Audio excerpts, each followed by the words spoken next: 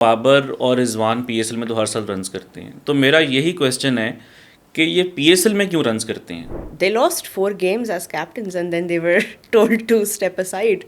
विराट हम कह सकते हैं कि उनकी फिटनेस भी थोड़ी बेहतर है, और वैसे टेस्ट में तो उनकी भी परफॉर्मेंस नहीं है। और इससे पहले हसनैन हसनैन ने तो पानी ठीक नहीं पिलाया था, इस वजह से उनको ड्रॉप कर। न्यूजीलैंड सीरीज़ में शादाब कभी भी अपनी पोजीशन को जस्टिफाई नहीं कर सकेंगे एज एन ऑलराउंडर। मगर आपकी सारी शिकायतें अब दूर होने वाली हैं क्योंकि अब आ रहा है पीएसएल जिसमें जो मर्जी हो जाए जीतेगा पाकिस्तान। अगर यही चलता रहा तो आई वॉन्ट बी सरप्राइज कि पाकिस्तान को 2-3 साल में कोई T20 वर्ल्ड कप क्वालिफायर खेलना पड़ जाए।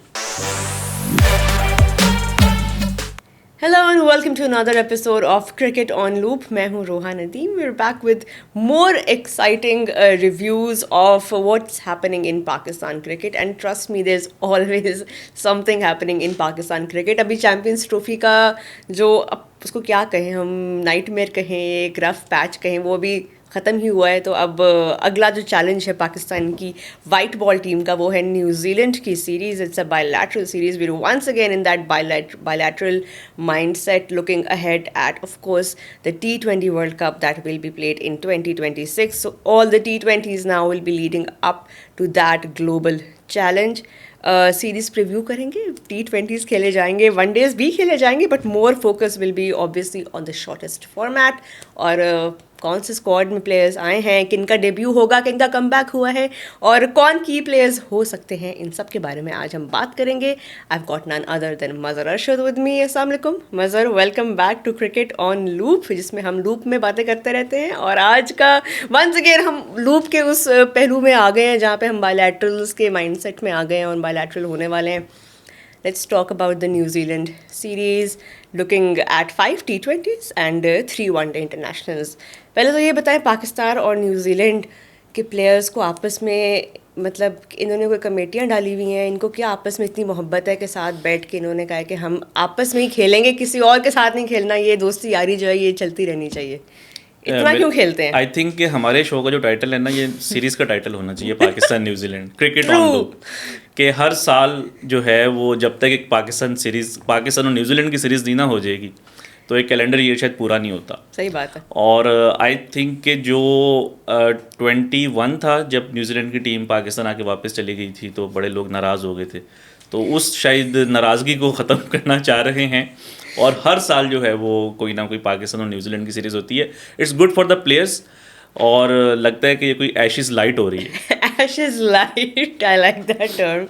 लेकिन अब इस सीरीज़ का क्या पर्पस है मज़र, क्योंकि अब सब लोग इतने, I mean I can't speak for everyone. मैं अपना अगर ओपिनियन बताऊँ या एज अ क्रिकेट फ़ैन मैं बताऊँ, मैं थोड़ी सी डिसअपॉइंटेड एंड फ्रस्ट्रेटेड ज़रूर हूँ कि हम back to back ICC tournaments जो हैं उससे एग्जिट हुए हैं without qualifying for the knockouts. And again bilaterals में Pakistan they tend to do all right, especially अगर आप फेमिलियर जगहों पे खेल रहे हैं. अब तो खैर हमने ऑस्ट्रेलिया को भी हराया था, लेकिन वही बात है कि अब हम बायलैटरल्स को कैसे व्यू करें. What will be the challenge now in this and what will be the purpose and the relevance of this bilateral T20 series. Let's start with the T20s then. What can we as a team get out of this? देखिए Rohit, cricket जितनी भी हो players के लिए तो वो अच्छी चीज़ है. जिस तरह हम बात कर रहे थे कि पाकिस्तान और न्यूजीलैंड बहुत ज़्यादा खेलते हैं आपस में. अगर हम लास्ट 3 years देखें तो these teams they have played 33 international matches against each other, जो कि एक सबसे कॉमन फिक्सचर है पूरी मतलब क्रिकेट के अंदर. और अब मज़ीद 8 मैचेस खेलेंगे तो ये कितने हो जाएंगे, 41 मैचेस इन 3 years. तो फ़ायदा उसका होता है. जिस तरह न्यूजीलैंड देखें कि वो इतने फेमिलियर थे पाकिस्तान की कंडीशन से अभी चैम्पियंस ट्रॉफी में कि लग रहा था कि वो होम टीम है. अक्सर जब जो कराची का मैच था तो वो काफ़ी कंफर्टेबल थे. देन सेमीफाइनल इन लाहौर, तो फ़ायदा तो होता है. जो आपने बात की कि पाकिस्तान बायलैटरल में तो अच्छा कर लेता है, लेकिन इंटरेस्टिंग बात यह है कि ODIs में ठीक है लेकिन T20s में तो पाकिस्तान बायलैटरल में भी नहीं अच्छा परफॉर्म कर रहा. अभी जो लास्ट टाइम न्यूजीलैंड आई थी पाकिस्तान, तो पाकिस्तान को उन्होंने सीरीज़ नहीं जीतने दी, इवन दो कि उनके कोई 14-15 प्लेयर्स मिसिंग थे. इसी तरह आई थिंक कि एक पाकिस्तान अगर नई टीम के साथ जा भी रहा है तो फिर भी एक चैलेंज होगा, क्योंकि न्यूजीलैंड का जो स्क्वाड है वो अभी काफ़ी एक इंटरेस्टिंग लग रहा है. तो ये ऐसा नहीं है कि पाकिस्तान इजीली सीरीज जीत जाएगा. लेकिन ये अच्छी बात है कि अब हम मोरल ऐसे एक नए लाइनअप के साथ जा रहे हैं, एक नई टीम के साथ जा रहे हैं. Let's start with the leadership now. Everyone's talking about Salman Ali Agha. Obviously, some can argue कि it was on the cards. एक आधी मैच में उन्होंने ऑलरेडी कैप्टनसी की भी हुई है, लेकिन सलमान अली आगा हर तरह से कंट्रीब्यूट तो कर रहे हैं, तो उनकी जो अपनी परफॉर्मेंस है वो इस वक्त अभी ऑन अ हाई आप कह सकते हैं, which must give him a lot of confidence coming into this. But as a captain आपका पहला चैलेंज है न्यूजीलैंड में जाके खेलना. कितना स्केरी होगा for Salman Ali Agha, because not too long ago when we saw even Shaheen and now more recently Rizwan, they lost 4 games as captains and then they were told to step aside. So no pressure, Salman Ali Agha, but what must be going through his mind right now? I think interesting है कि सलमान आगा जो हैं वो Zimbabwe series में captain थे और next series में drop हो गए थे जो साउथ अफ्रीका सीरीज़ थी, and now is back as captain. And Shadab जो कि टीम में नहीं थे, he is back as vice captain. तो आई मीन थोड़ा समझ से बाहर है कि अगर तो शादाब ही आपकी प्लानिंग में है एज वाइस कैप्टन या फ्यूचर कैप्टन, तो आप उन्हीं को स्ट्रेट अवे बना देते. और पिछले तकरीबन 1 साल में जो है हमने 4 कैप्टन्स जो हैं वो देख ली हैं T20s में. तो एक मतलब कि आप इसको किसी भी तरीके से सम अप नहीं कर सकते कि अब अगर पाकिस्तान ये सीरीज़ हारता है तो क्या फिर आप दोबारा इनको चेंज कर देंगे, फिर क्या शादाब बनेंगे, या आप कितना इनको लॉन्ग रन देंगे और कितना क्रिटिसिज्म आप बर्दाश्त कर सकते हैं. तो आई थिंक असल चीज़ तो ये है कि पाकिस्तान के जो सेलेक्टर्स हैं उनका विजन क्या है. Either it is without Babar and Rizwan. और अच्छा एक बात आप देखें कि आपके 4 ओपनर्स अभी स्क्वाड के अंदर नहीं है, बाबर, रिजवान, फ़खर एंड साइम. 2 को आपने ड्रॉप कर दिया, 2 इंजर्ड. और अब कौन ओपन कर रहा है ये स्क्वाड अगर हम देखें तो ये क्वेश्चन बहुत इंटरेस्टिंग है. इसका आंसर मेरा ख्याल है पाकिस्तान नहीं. टीम अब को आप थोड़ा सा मेक अस अंडरस्टैंड. अच्छा देखें, Usman Khan has been around for a while और वो एक टॉप ऑर्डर बैटर है. तो अब उनको अगर आप स्ट्रेट अवे छोड़ते हैं तो आप फिर किसको, अगर आप इट मीन्स कि आप नए ओपनर्स के साथ जाएंगे. अब नए ओपनर्स कौन है? हसन नवाज हैं, मोहम्मद हारिस 3 पे होंगे या ओपनर होंगे, अभी तक किसी को नहीं पता. उमैर बिन यूसुफ अगेन मतलब कि आपने उनको रिसेंटली रखा तो हुआ था स्क्वाड में, लेकिन उनको उस तरीके से अपॉर्चुनिटीज़ नहीं दी गई. तो अब क्या आप उनको न्यूजीलैंड के अंदर, जहाँ पे थोड़ा सा शुरू में फास्ट बॉलर्स, ठीक है उनकी फास्ट बॉलिंग उनकी स्ट्रेंथ है, बट न्यूजीलैंड के फास्ट बॉलर्स अच्छे हैं, लाइक काइल जेमिसन हो गए, विल और हुक हैं, और सुना है मैट हेनरी भी शायद कुछ मैचेस के लिए अवेलेबल होंगे. तो आई थिंक कि एक चैलेंज होगा. मेरा सिर्फ पॉइंट यहाँ पे रोहा ये है कि लेट्स से कि यहाँ पे जो ओपनर्स हैं आपने उन्होंने परफॉर्म कर दिया, एक लो की सीरीज़ है, अगली सीरीज़ में आपका कॉम्बिनेशन क्या होगा जब फ़खर और साइम अवेलेबल होंगे? That's a very good question because now या अगर ये परफॉर्म नहीं करते, फ़खर और साइम भी हैं, बाबर रिजवान के ऊपर ऑब्वियसली प्रेशर तो क्रिएट होगा. अभी आप PSL में देखिएगा दोनों रन्स करेंगे. तो नहीं, दोनों ने खैर हर सीजन में PSL में बाबर और रिजवान रन्स करते हैं, वो उसके बेस पे ऑब्वियसली आप अपनी वर्ल्ड कप के ओपनिंग पेयर को नहीं बेस कर सकते हैं. लेकिन आपने बात ठीक की है, फ़खर और Saim when they are both fit, तो नेचुरली वो इस टीम में एक ऑटोमेटिक सिलेक्शन है दोनों. लेकिन इस सीरीज़ के लिए अगर हम नए ओपनर्स को, बिकॉज हमारा इस रीसेंट चैम्पियंस ट्रॉफी में इशू ही ये आया था कि हमारे पास बैकअप में कोई ओपनर स्पेशलिस्ट नहीं थे. So do you see Hasan Nawaz as somebody who can be developed as an opener? And you know because obviously challenging पहली सीरीज़ तो ज़रूर होगी, but again we need to try out different combination. And Usman Khan also deserves a proper go, not ऐसे नहीं कि वो एक आधे में उनको खिलाया और फिर उनको साइड पे कर दिया. तो ये सीरीज़ का आई थिंक ये पर्पस भी हो सकता है, ओपनर एक स्पेशलिस्ट ओपनिंग पेयर हमारा बैकअप का हो. देखिए रोहा, आपने एक बड़ी इंटरेस्टिंग बात की कि बाबर और रिजवान PSL में तो हर साल रन्स करते हैं. तो मेरा यही क्वेश्चन है कि ये PSL में क्यों रन्स करते हैं? इंटरनेशनल इतना ज़्यादा डिस्पैरिटी तो नहीं हो सकती कि आप, मैं ये समझ सकता हूँ कि दोनों के स्टैंडर्ड्स डिफरेंट हैं, लेकिन इतना कंसिस्टेंटली PSL में रन्स करना बट इंटरनेशनल क्रिकेट में उस तरह से रन्स ना करना, इट मीन्स कि दोनों को PSL में ठीक कॉम्बिनेशन मिलता है. बाबर PSL के अंदर साइम और हारिस के साथ बैटिंग करते हैं, उनके ऊपर उस तरीके से प्रेशर नहीं होता और वो अपनी इनिंग्स खेलते हैं और लंबे रन्स भी करते हैं. रिजवान मुल्तान के अंदर जो है उनके साथ आप कह लें कि यासिर खान होंगे जो थोड़ी सी एग्रेसिव बैटिंग करते हैं, या कोई और इस तरह का प्लेयर होता है जो कि आसपास हिटिंग करिए, दोनों को लंबा लेके चले. हम बार बार जो कई सालों से बात कर रहे हैं कि मसला बाबर और रिजवान के टीम में होने का नहीं है, दोनों के साथ में बैटिंग करने का. और जब कोई चेंज करते भी हैं तो हमेशा बाबर को नीचे किया जाता है, रिजवान ओपन ही करते हैं. आई थिंक आइडियल कॉम्बिनेशन अगर कहीं पे बनता है फ्यूचर में तो वो बाबर ओपनर हैं और रिजवान कहीं पे नीचे Babar and Saim, Babar, Saim, Haris and then Rizwan को आपको कहीं पर एडजस्ट करना होगा। तो ये आई थिंक कि पाकिस्तान को देखना है। जो आपने बात की, हसन नवाज बिल्कुल एक टैलेंटेड क्रिकेटर है, बट माय पॉइंट इज़ कि आप किसी के भी टैलेंट को 1, 2, 3, 4 सीरीज में जज नहीं कर सकते, आपको बहुत लंबा रन देना पड़ेगा। अब हम लंबा रन भी एक दफ़ा क्लियर कर लें, जो लोग देख रहे हैं T20 वर्ल्ड कप जो अगला है उसमें और ये सीरीज़ के दरमियान 23 T20 इंटरनेशनल्स पाकिस्तान ने खेलने हैं। इन 23 T20 इंटरनेशनल्स में अच्छा खासा टाइम है पाकिस्तान के पास टू फिगर आउट आपके ओपनर्स कौन है, आपके बैकअप ओपनर्स कौन है, आपके बैकअप कीपर कौन है, फिर आपके पास स्पिनर कौन है, आपने पूरी टीम का कॉम्बिनेशन इन 23 मैचेस में करना है डिसाइड। लेकिन क्या T20 वर्ल्ड कप से पहले जब स्क्वाड अनाउंस होगा तो हम रैंडम कमबैक्स देखेंगे टीम में, जो कि हर टूर्नामेंट से पहले हम देखते हैं, जो कि बॉलीवुड की किसी मूवी में इतने हीरो के कमबैक नहीं होते जितने पाकिस्तान टीम के प्लेयर्स के right before a global tournament होते हैं। तो अगेन मेरा मकसद अब ये है कि फिर पर्पस क्या है बायलैटरल्स खेलने का इतने ज़्यादा, जब आपने वर्ल्ड कप से पहले ऐसे प्लेयर्स को मौका देना है जिनको आप कहें कि अच्छा इनका एक्सपीरियंस है, और ये उससे पहले 2 महीने पहले कोई भी यहाँ इधर उधर लीग हो रही होगी और इसमें परफॉर्म कर रहे होंगे तो वो वापस आपके प्लान्स में शामिल हो जाएंगे। We need to stick with the same players. ये जो स्क्वाड सेलेक्ट हुआ है और जो आपके जो प्लेयर्स को आपने 1-2 को रेस्ट जिनको भी दिया हुआ है, 23 मैचेस हैं मज़र, और 23 मैचेस में इन्हीं पूल में से प्लेयर्स आने चाहिए, या ना कि आप सरप्राइज वाइल्ड कार्ड एंट्रीज कर रहे हो before the world cup. Ideally तो आपने बिल्कुल ठीक बात की है कि ऐसा ही होना चाहिए, बट ऐसा होगा नहीं, क्योंकि जहाँ पे कोई पाकिस्तान सीरीज़ हारेगा, पाकिस्तान में जितनी भी डिसीजन मेकिंग होती है, आप वो उसको किसी भी एस्पेक्ट में ले लें, उसके ऊपर पाकिस्तान नहीं सस्टेन कर पाता। जहाँ पे क्रिटिसिज्म होगा जिस चीज़ के ऊपर, वो फिर चीज़ की जाती है। तो हो सकता है आप न्यूजीलैंड में सीरीज़ ये जीतें, लेकिन उसके बाद कोई ना कोई तो सीरीज़ यंगस्टर्स हारेंगे। ये यंगस्टर्स, अब आपको कोई डॉन ब्रैडमैन या सुनील गावस्कर तो नहीं मिल गया एकदम से, ये कहीं ना कहीं इनका फेलियर होगा। और अगर एक छोटी सी बायलैटरल सीरीज़ में भी कहीं पे फेलियर हो गया तो बात यही होगी कि अब सीनियर्स को वापस लाया जाए, और वो आ भी जाएंगे, जो मुझे लग रहा है। जो आपने बात की ना कि हमें ओपनर्स को आइडेंटिफाई करना है, आई थिंक कि पाकिस्तान को तो ये तो भूल जाना चाहिए कि साइम के अलावा कोई और ओपन करेगा इन T20 वर्ल्ड कप। जैसे भी उसकी परफॉर्मेंसेज हों, आई होप कि वो जल्दी कम बैक करें।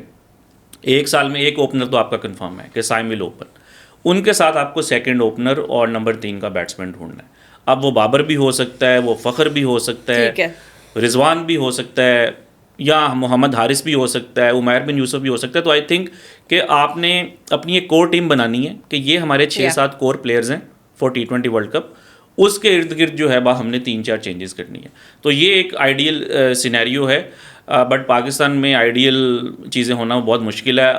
आई थिंक के Babar and Rizwan will be back in the team. Maybe हम उनको एशिया कप में जो है वो साथ में देखेंगे। चलें, let's move on to the other batters in the team quickly. अगर एक दफ़ा उन पर बात करें, इरफान खान नियाजी, जहांदाद खान, अगेन PSL के जो सक्सेस स्टोरीज थे लास्ट सीज़न के, खुशदिल शाह ने अच्छी परफॉर्मेंस दिखाई, अभी चैम्पियंस ट्रॉफी में भी हमने उनको देखा, एंड ये हमें नज़र आ रहे हैं इस वक्त जो मिडिल ऑर्डर के बैटर्स हैं। हारिस का अभी तक नंबर कंफर्म नहीं है कि क्या होगा, मोस्ट लाइकली फिर 3 पे ही वो आ रहे होंगे। सो क्या अब हमारा बेंचमार्क होना चाहिए न्यूजीलैंड सीरीज़ में बैटिंग के लिहाज से, अगर हम एक टारगेट सेट कर रहे हैं? क्योंकि हम अगर अपने होम कंडीशंस में भी खेलते हैं मज़र, तो हम अभी भी वही 170-180 के माइंडसेट से पूरी इनिंग्स खेल रहे होते हैं, और फिर एंड में वही हम कहते हैं कि जी हम 20 रन शॉर्ट थे और हम इतने रन शॉर्ट थे।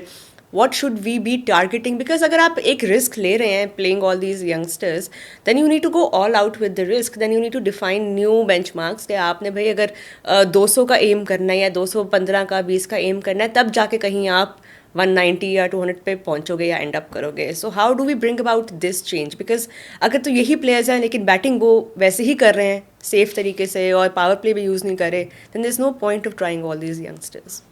देखें, इस चेंज को लाने के लिए बहुत ज़्यादा पेशेंस रिक्वायर्ड है, और बहुत मतलब कि आपको कंसिस्टेंटली इस तरह के मैचेस जो है प्लेयर्स को देना होंगे, उनके फेलियर्स को जो है वो एक्सेप्ट करना होगा, क्योंकि ये इतना आसान नहीं है कि आप एकदम से जो है वो एक शिफ्ट, मतलब कि आप पहले गियर से डायरेक्टली जो है वो चौथे गियर में जा रहे हैं। तो प्लेयर्स के लिए भी मुश्किल है, उनके ऊपर प्रेशर होगा कि हमने 150 के स्ट्राइक रेट पे खेलना है, 200 के स्ट्राइक रेट पे खेलना है। असल चीज़ है कि टीम का एक अच्छा कॉम्बिनेशन बनाना। पाकिस्तान नॉर्मली इस चीज़ में लैग करता है कि आपके जो वो जिस तरह इरफान न्याजी हैं, उनको पाकिस्तान ने आखिरी 4-5 ओवर्स का बैट्समैन बनाया हुआ है, जबकि वो एक प्रॉपर मिडल ऑर्डर बैटर हैं जो कि पोस्ट पावर प्ले आके आपको 14-15 ओवर्स खेल के दे सकते हैं। तो आई थिंक कि एक तो इरफान न्याजी का जो बैटिंग ऑर्डर है वो बड़ा इंपॉर्टेंट है कि आप उनको, उनका जो एंट्री पॉइंट है वो कोई 10 ओवर्स के आसपास हो, उनको 12, 13, 14 इतने ओवर्स मिलने चाहिए। सलमान आगा का भी मैं यही कहूँगा कि the only way he can fit into this team is if he is batting in the top order, may be 3 या 4। इससे नीचे अगर वो गए तो कभी भी अपनी पोजीशन को जस्टिफाई नहीं कर सकेंगे। Shadab has been saying it for so many years के he wants to bat in the middle order, और पीएसएल में उन्होंने दिखाया भी है। तो अब 3-4 बैट्समैन दिन खुशदिल शाह, तो इनको आई थिंक एडजस्ट करना बड़ा मुश्किल होगा।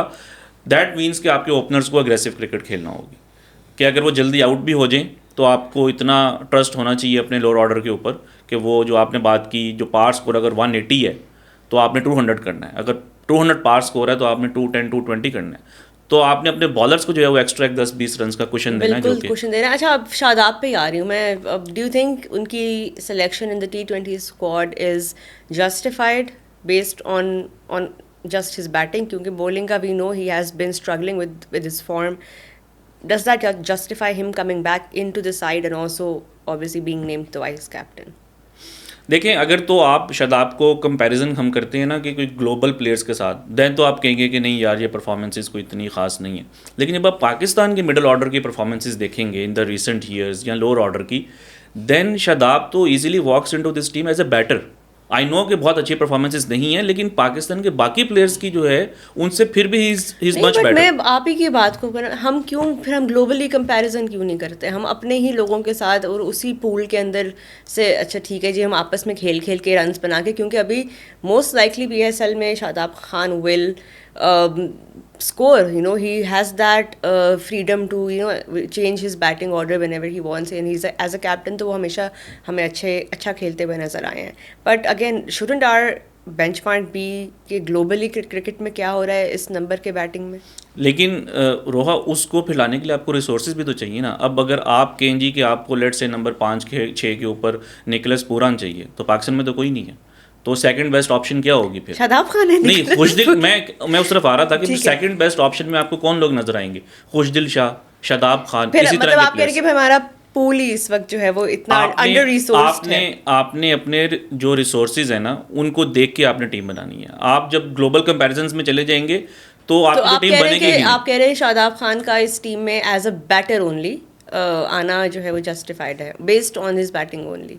लेकिन वो बॉलिंग तो करेंगे साथ, वो तो करेंगे, लेकिन पॉइंट ये है, जो एक इंटरेस्टिंग बात है, न्यूजीलैंड सीरीज में शादाब कभी भी अपनी पोजीशन को जस्टिफाई नहीं कर सकेंगे एज एन ऑलराउंडर, क्योंकि न्यूजीलैंड में स्पिनर्स परफॉर्म नहीं करते, और हम लोग जो है वो सिर्फ बाद में देखेंगे सीरीज, अच्छा इसकी 35 की एवरेज है, इसका 9 का इकोनॉमी है, ये कहाँ का ऑलराउंडर है? नहीं, तो अगर शादाब खान का कमबैक कराना ही था तो फिर New Zealand was not the most ideal place. I agree कि जो पाकिस्तान का एक माहौल है सिलेक्शन का, उसमें तो आप इन चीज़ों को देखते ही नहीं है, कॉन्टेक्स्ट को देखते ही नहीं है कि प्लेयर कहाँ पे परफॉर्म कर रहा है।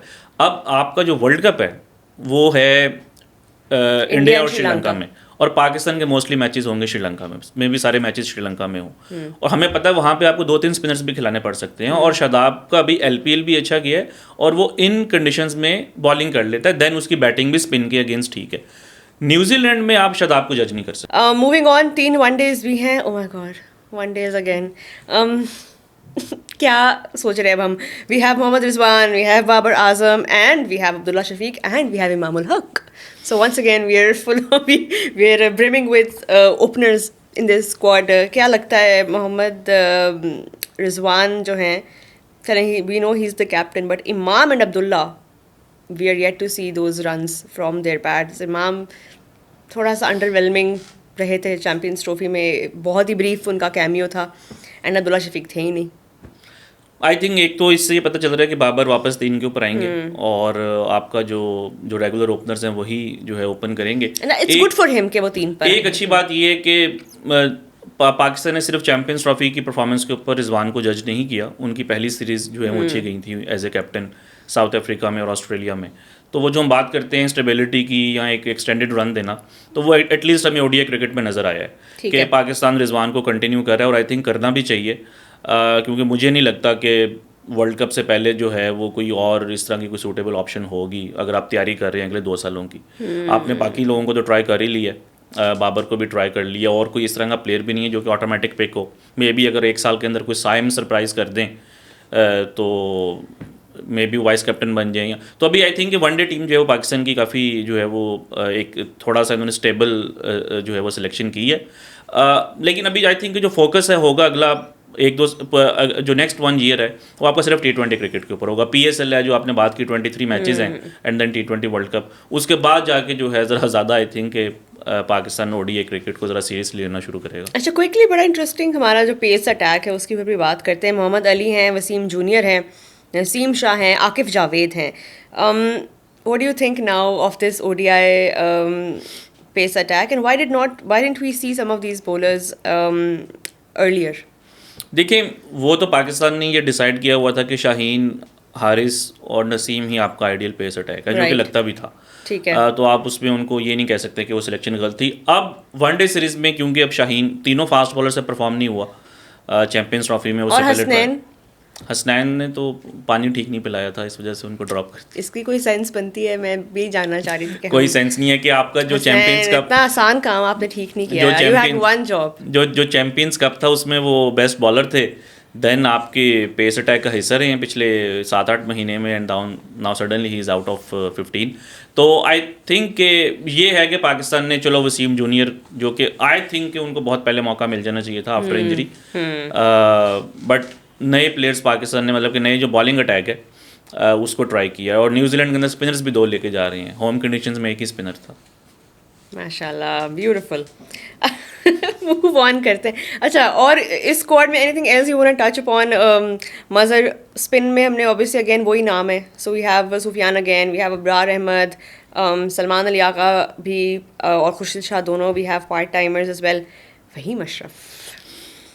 Very interesting. आई थिंक हर पॉडकास्ट के अंदर एक सेगमेंट होना चाहिए, दुनिया में जितने भी हो रहे हैं। Let's talk about Faheem Ashraf. मतलब कि समझ से बाहर है कि पाकिस्तान अभी भी जो है वो किस प्लानिंग के तहत जा रहा है। वो वसीम अकरम ने बड़ा इंटरेस्टिंग स्टैट मेंशन किया था बिफोर द चैंपियंस ट्रॉफी के उनके जो 20 मैचेस हैं उसमें उनकी बैटिंग एवरेज 9 की है और बॉलिंग एवरेज 100 की है। तो अब उसके बाद भी अगर पाकिस्तान को लगता है कि नी वी हैव समथिंग, तो मतलब कि बहुत ही सरप्राइजिंग है। मतलब मुझे समझ नहीं really interesting fashion sense by the way, if you seen his Instagram. ये देखें, उसके ऊपर तो आप टीम में नहीं सिलेक्ट हो सकते अगर आपने ऑलराउंडर्स के ऊपर, अगर आपने ऑलराउंडर्स के ऊपर ही फोकस करना है। Somebody has to inspire the others to up their dressing game. नहीं, आई थिंक फिर तो शायद जहां दाद को उनसे सीखना चाहिए, शायद वो फिर कोई अच्छे ऑलराउंडर बन जाए। या और एक, अगर अब्बास आफरीदी में आपको एक पोटेंशियल नज़र आ रहा है कि he can be a good allrounder, तो आई थिंक अभी तक हमें अब्बास अफरीदी को थोड़ा डेवलप कर लेना चाहिए था, कंसिडरिंग कि लास्ट PSL में उनकी परफॉर्मेंस बहुत बुरी नहीं थी। मतलब उन्होंने अच्छे, और उससे पहले वो टीम के साथ भी थे, तो एकदम से हम why did we suddenly get over Abbas Afridi? And also Aamir Jamal, where does he fit in our plans now? देखिए, आमिर जमाल के ऊपर सिलेक्टर्स का ये मानना है कि शायद उनकी थोड़ी सी पेस ड्रॉप हो गई है इंजरी के बाद। तो मेरा तो ये क्वेश्चन है कि फ़हीम अशरफ कौन सा जो है 150 के ऊपर बॉलिंग कर रहे हैं कि आपने जो है वो आमिर जमाल को ड्रॉप करके जो है वो फ़हीम को लेकर आए। तो देखिए, प्लेयर के ऊपर इन्वेस्ट करने में मुझे कोई जो है वो एतराज़ नहीं है, और मैं खुद ये बात करता हूँ कि प्लेयर्स को एक एक्सटेंडेड रन देना चाहिए, but that is when we talk about youngsters. Faheem Ashraf has been around for like 7 or 8 years, तो जो 7-8 सालों में इस्टेब्लिश नहीं कर सके। और यही किसी तरह से मेरा ओपिनियन सलमान आगा के ऊपर भी है कि देखें, जब साइम अयूब था वो टीम में जब आए थे, उनसे परफॉर्म नहीं हो रहा था इंटरनेशनल क्रिकेट में, लेकिन एक आपके पास एविडेंस था कि वो यंग प्लेयर है और उसने PSL में परफॉर्म किया हुआ है इन T20 क्रिकेट।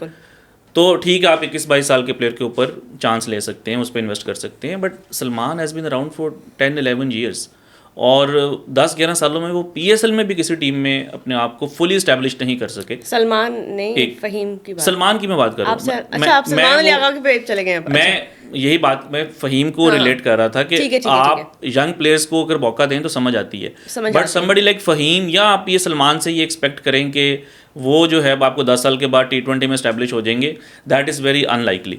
तो आई थिंक कि आपको यकीनन जो है वो प्लेयर्स को मौके देने चाहिए, बट उन प्लेयर्स को जिनमें कि थोड़ा सा पोटेंशियल नज़र आ रहा हो या जो यंग प्लेयर्स हों। अब फ़हीम एंड सलमान की सिर्फ T20s में बात कर रहा हूँ, तो ये थोड़ा सा आई थिंक सरप्राइजिंग है। चले in the list of things that are surprising in Pakistan cricket एक और चीज़ हमने ऐड कर ली है, बट क्विकली अब हम क्योंकि 3 वनडेज़ खेल रहे हैं और पूरे साल में हम कितने और खेल रहे हैं वनडेज़, कोई ज़्यादा तो नहीं है इस साल भी, उतना ही जितना लास्ट ईयर था या उससे भी कम? आई थिंक वनडे सीरीज़ तो वैसे ही जो हैं वो बहुत कम हो रही हैं, तो इस साल जो एशिया कप था, अच्छा, चैंपियंस ट्रॉफी पे जो है वो बहुत लोग अब कह रहे थे बिफोर द ट्रॉफी के लास्ट चैंपियंस ट्रॉफी होगा, उसके बाद नहीं होगा, और अगर हुआ भी तो वनडे फॉर्मेट नहीं होगा। डू यू थिंक ये अब आईसीसी इस पे कोई अब डिसीजन देगा या will we probably see another Champions Trophy happen? देखिए चैंपियंस ट्रॉफी तो होगी, इसमें तो कोई शक नहीं है, क्योंकि जो आपका एफटीपी बना हुआ आईसीसी का उसके अंदर आगे 2 चैंपियंस ट्रॉफीज़ हैं। ठीक है, तो अब 4 साल के बाद जो है वो क्या सिचुएशन होती है, अभी तक तो हमेशा से वनडे फॉर्मेट में होती आ रही है, बट जिस तरह but why do you think there were, because I want to talk about this कि क्राउड्स जो थे वो उस तरह से शायद हमें नहीं देखने को मिले जो हम उम्मीद कर रहे थे, ख़ास तौर पे जो लास्ट सेमीफाइनल था उसमें भी बात हुई कराची का, ऑब्वियसली वी नो वहाँ पे, और फिर अनफॉर्चुनेट के जो पिंडी के मैचेस से वो वॉश आउट हो गए। But do you think overall थोड़ा सा इंटरेस्ट वनडेज़ में अब कम हो रहा है लोगों का?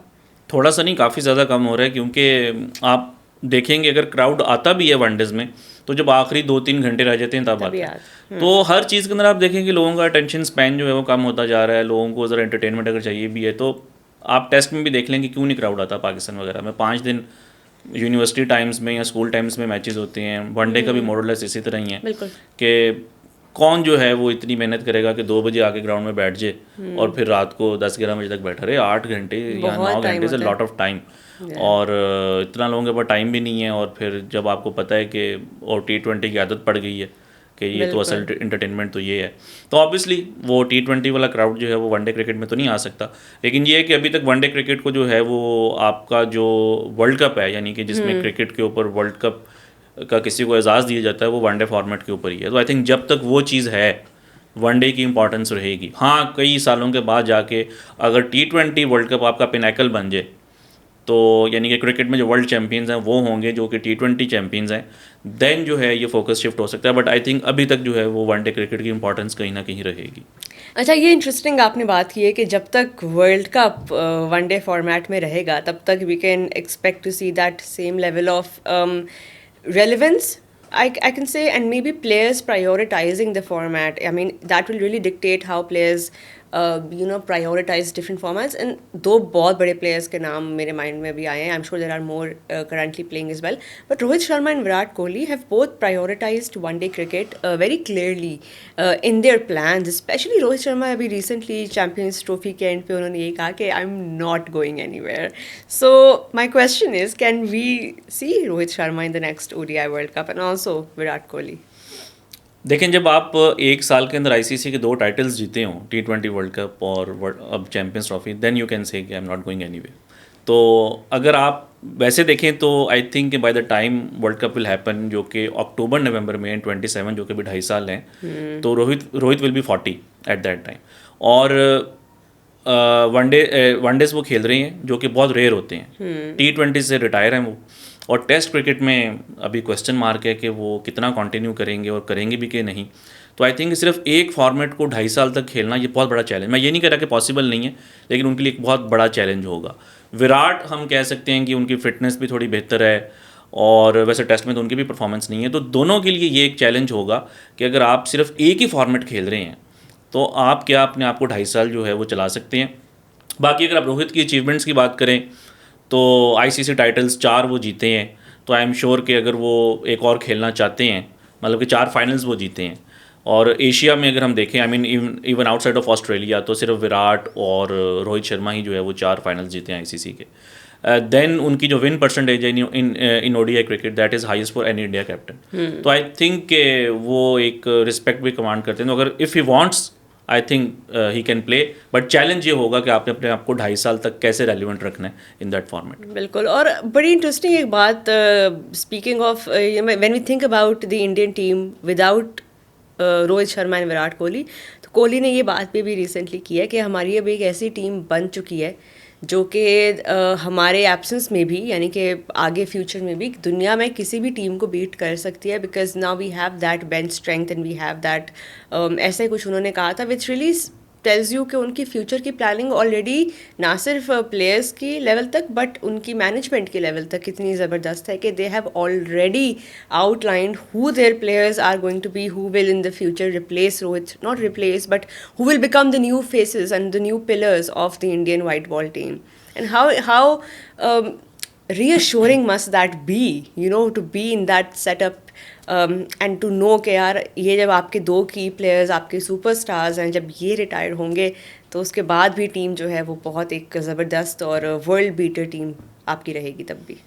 बिल्कुल. आई थिंक उनका जो बेंच स्ट्रेंथ या जो उनका एक बैटिंग में डेप्थ है उसका अफेक्ट बाकी प्लेयर्स की गेम के ऊपर भी आया. हमने रिसेंटली ये बात की थी कि रोहित शर्मा का जो स्ट्राइक रेट है पावर प्ले में वो 115 का हो गया इन द लास्ट 5-6 ईयर्स. पहले 75 का होता था and he is it 76 in power play alone. और किसी बैट्समैन ने इतने छक्के जो हैं वो 50 ओवर्स में भी नहीं मारे हुए इन द रिसेंट ईयर्स.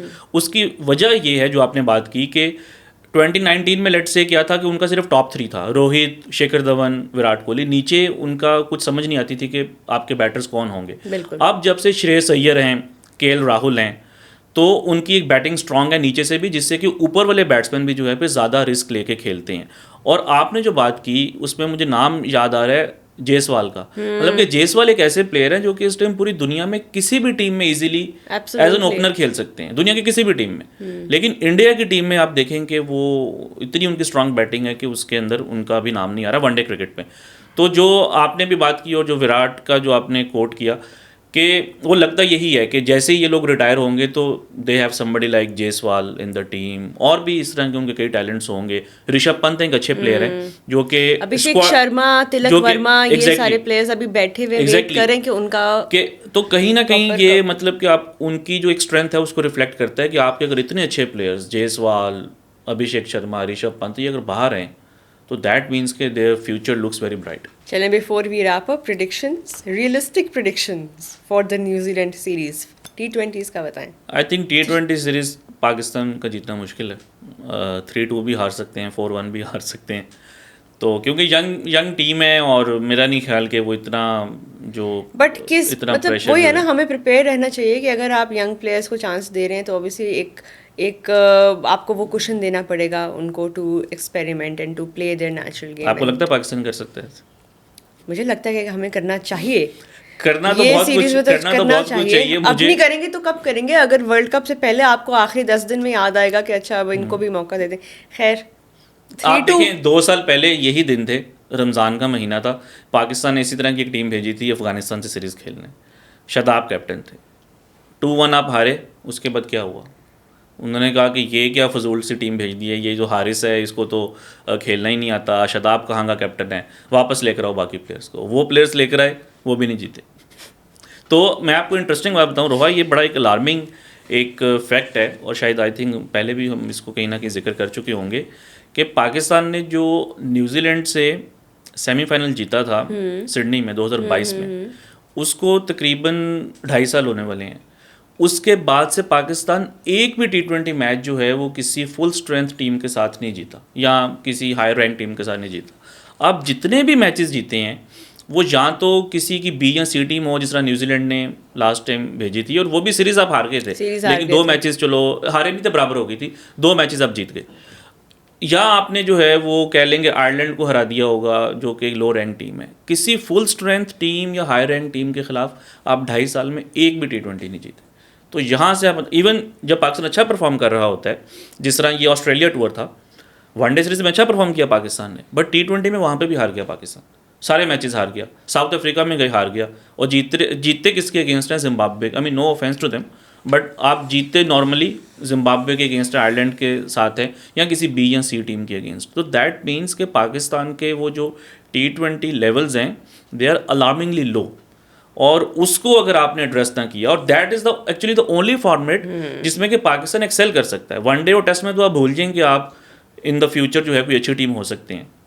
आपके पास दुनिया की बेस्ट लीग है in the form of PSL, players का इंटरेस्ट है T20 क्रिकेट के अंदर. स्टिल आप एक इतनी बॉटम की टीम है, अगर यही चलता रहा तो आई वॉन्ट बी सरप्राइज कि पाकिस्तान को 2-3 साल में कोई T20 वर्ल्ड कप क्वालिफायर खेलना पड़ जाए। मगर आपकी सारी शिकायतें अब दूर होने वाली हैं क्योंकि अब आ रहा है PSL जिसमें जो मर्जी हो जाए जीतेगा पाकिस्तान कोई भी टीम बस आई थिंक यही जो चीज़ें हैं ना वो थोड़ा हमें सा अपने बबल में रहने दें प्लीज। हमें बहुत पसंद है अपना bubble, just kidding. We need to snap out of it collectively as a nation and see PSL for getting us some talent, but that's it. It should not be a benchmark to make your future selections based on numbers in the PSL. बहुत चीज़ें जो है वो context based है। Mazhar, thank you so much for joining me once again. This was our review of the New Zealand series and we will be back with more. तब तक अपना बहुत ख्याल रखिए। Thank you so much for watching. Good bye.